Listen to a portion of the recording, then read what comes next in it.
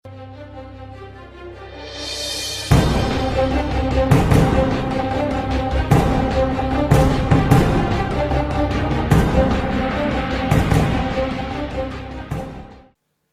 saudara, saya rasakan ada kasih Tuhan, kehadiran Tuhan tengah-tengah kita. Nah hari ini saya ingin sharingkan tentang 4 prinsip kebenaran untuk kita bisa mengalami yang namanya mujizat, pertolongan Tuhan dalam hidup kita.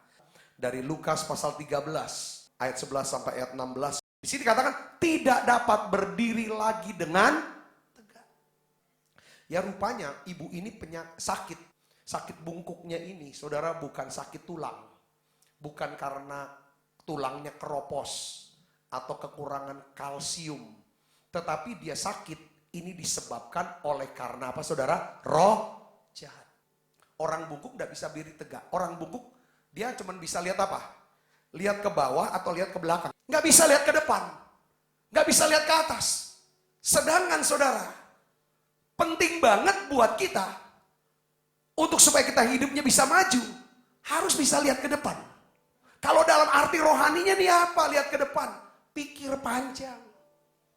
Kita punya masa depan yang penuh harapan. Kalau kita bisa lihat ke depan, kita juga bisa lihat ke atas. Lihat ke atas bicara tentang apa? Kita bisa lihat Tuhan. Lihat kasihnya. Lihat kebaikannya. Lihat janjinya. Lihat firmannya. Katakan amin.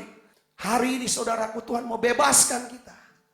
Kabar baiknya ibu ini ketemu Yesus. Hanya Yesus jawaban dalam hidup kita.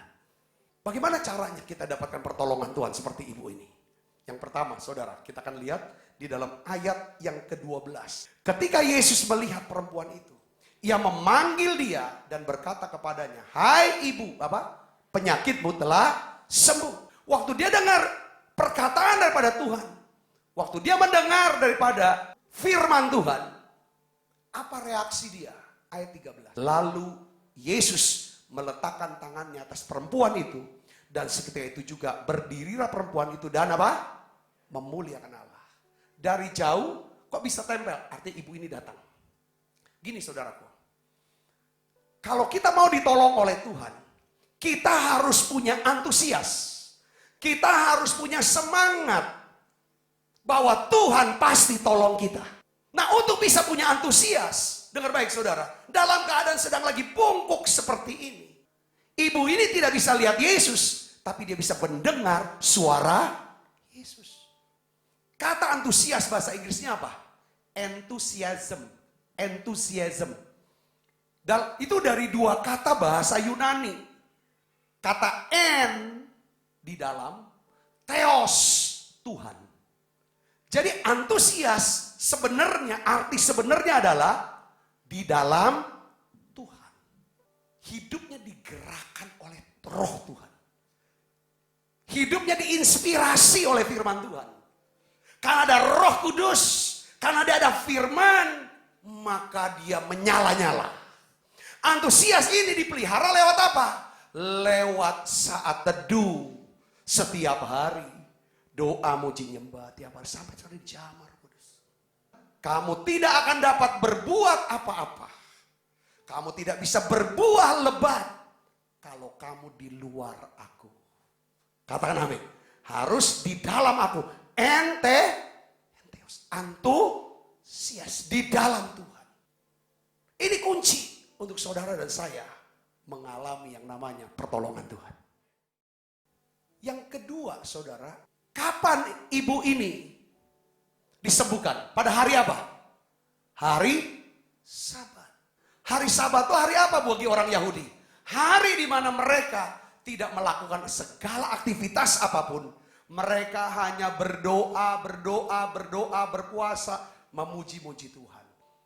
Kalau kita gimana Pak? Sabat kita tuh apa? Sebenarnya Sabat itu adalah saat-saat di mana saudara dan saya membangun yang namanya hubungan dengan Tuhan. Sampai kita mengalami yang namanya keintiman dengan Tuhan. Lalu kita punya keyakinan yang kokoh. Kita percaya sama dia. Iman kita makin besar. Dan kita berpikir begini. Karena Tuhan mengasihi saya. Tuhan pasti tolong saya. Yesaya 26 ayat 3. Ini yang namanya Sabat saudaraku. Ya kan? Sahabat artinya yang hatinya teguh kau jagai dengan apa? Damai sejahtera. Sebab kepadamulah ia percaya. Sahabat itu kita bisa rebahkan kepala kita di dada Tuhan yang berkata, aku Tuhan atas hari Sabat. Yang ketiga, ayat 16 dikatakan, bukankah perempuan ini yang sudah 18 tahun diikat oleh iblis harus dilepaskan dari ikatannya karena ia keturunan Abraham. Waktu saudara berdoa, minta satu pertolongan dari Tuhan.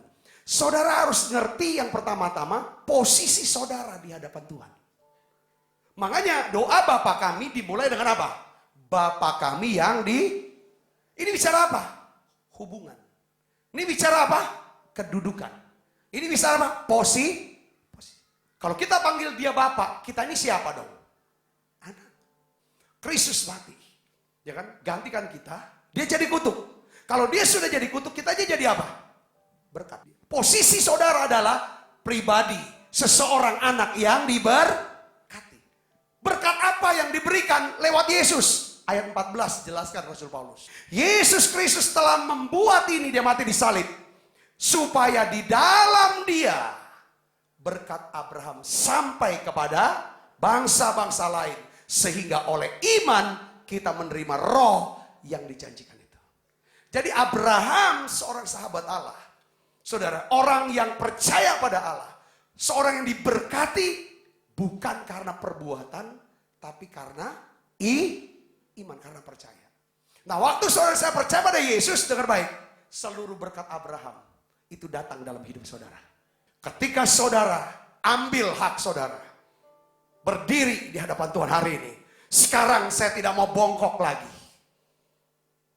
Ada firman Allah yang membebaskan saya dari bongkok. Saya mau tegak.